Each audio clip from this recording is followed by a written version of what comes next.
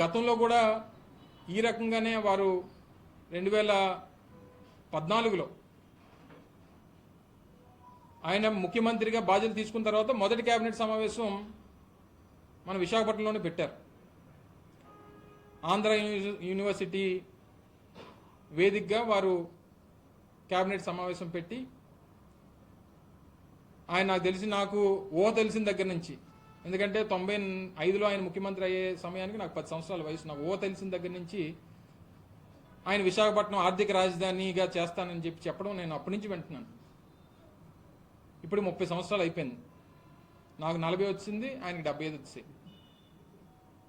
మొన్న కూడా ఆయన ముఖ్యమంత్రిగా బాధ్యతలు తీసుకున్న తర్వాత మళ్ళీ విశాఖపట్నం ఆర్థిక రాజధానిగా చేస్తానని చెప్పి ప్రకటించారు. సో ఏదేమైనప్పటికీ ఇది టూ అర్లీ. సరే, మేము మాట్లాడడానికి, మేము ఏదన్నా అనడానికి కూడా ఆయన బాధ్యతలు చేపట్టి నేటికి కరెక్ట్గా 4 రోజులు. నేను గత జూన్ 12వ తారీఖున వారు బాధ్యతలు చేపట్టారు. ఈరోజు జూలై 12.